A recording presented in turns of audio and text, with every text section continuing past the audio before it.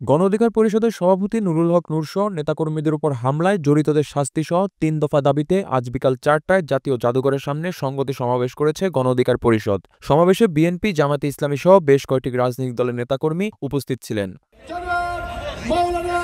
Labour পার্টির chairman Mostafizur Rahman Iran বলেন, VP নুরের উপর হামলা শুধু একজন ব্যক্তির উপর নয়, বরং এটি ফ্যাসিবাদ বিরোধী সব শক্তির উপর হামলার শামিল। এই নুরের উপরে হামলা শুধুমাত্র নুরের উপরে হামলা নয়, বাংলাদেশের ফ্যাসিবাদী সমস্ত শক্তির উপরে হামলা। তাই আমরা ঐক্যবদ্ধ হয়েছি। আপনাদের সংস্কার করতে হবে এই সেনাবাহিনীর মধ্যে, আপনাদের সংস্কার করতে হবে পুলিশ বাহিনীর মধ্যে, আপনাদের সংস্কার করতে হবে বিজিবির মধ্যে, আপনাদের সংস্কার করতে হবে এই নৌবাহিনী, বিমান বাহিনীর মধ্যে।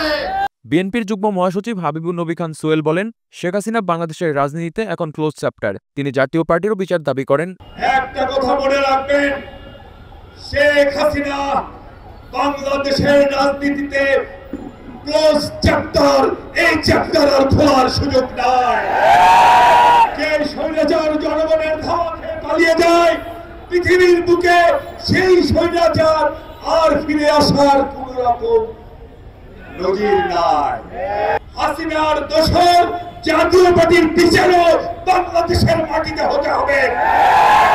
এই কুখ্যাত রাশেদ খান মেনন আর হাসানুল হক ইমুদের বিচারও বাংলাদেশের মাটিতে হতে হবে, এটি স্পষ্ট কথা।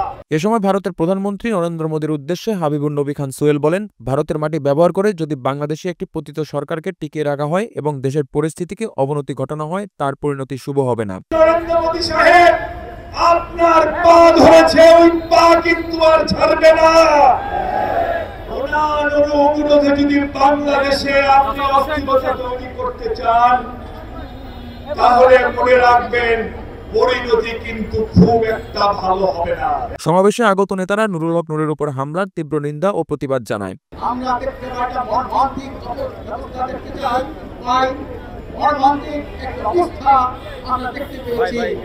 নুরুল হক নূরের মতো একজন বিপ্লবী নেতার উপরে আমি প্রথম আশা করেছিলাম জাতীয় পার্টি অফিসের সামনে এই মারামারি হয়েছে, কিন্তু যখন দেখলাম যে না, ভিপি নুরের অফিসের সামনে সাংবাদিক সম্মেলনের বৈঠকে হামলা হয়েছে ন্যাক্কারজনক ভাবে, তখন আমাদের চিন্তা ভাবনা চলে হয়ে গেল যে এইটার পিছনে একটি গভীর ষড়যন্ত্র রয়েছে। অবিলম্বে সন্ত্রাসীদেরকে গ্রেফতার, আইনের আওতায় আনতে হবে এবং ভবিষ্যৎ বাংলাদেশের জন্য এই ধরনের কোন আক্রমণ হলে দেশবাসী আমরা ঐক্যবদ্ধভাবে সেই প্রতিরোধ করব ইনশাআল্লাহ। এ সময় গণ অধিকার পরিষদের সাধারণ সম্পাদক রাশেদ খান তার সমাপনী বক্তব্যে বলেন, নূরের উপর হামলার ভিডিও ফুটেজ থাকার পরেও কেন কাউকে গ্রেপ্তার করা হয়নি। এ সময় তিনি স্বরাষ্ট্র উপদেষ্টার পদত্যাগ চেয়ে সচিবালয় ঘেরাও করার ঘোষণা দেন। কিন্তু প্রশ্ন রাখতে চাই, এখনো পর্যন্ত ভিডিও ফুটেজ থাকার পরেও কেন একজন গ্রেপ্তার হলো না? কেন গ্রেপ্তার হলো না? তাদেরকে প্রোটেকশন কেন দিচ্ছে? এই স্বরাষ্ট্র উপদেষ্টার অনুমতি ছাড়া, নির্দেশ ছাড়া নুরুল হক নূরের উপর হামলা হয় নাই। এই হামলার দায় নিয়ে এই নির্লজ্জ বেয়াদব ছোট লোক, এই অথর্ব স্বরাষ্ট্র উপদেষ্টাকে পদত্যাগ করতে হবে। এইরকম স্বরাষ্ট্র উপদেষ্টা বিপ্লব পরবর্তী সময়ে একটি অন্তর্বর্তীকালীন সরকারের উপদেষ্টা হতে পারে না। যদি এই স্বরাষ্ট্র উপদেষ্টা পদত্যাগ না করে, এই জাতীয় নেতৃবৃন্দ, ফ্যাসিবাদ বিরোধী শক্তি, আমরা যারা এখানে এই সংগতি সমাবেশে হাজির হয়েছি, সবাইকে সাথে নিয়ে সচিবালয় ঘেরাও করা হবে এবং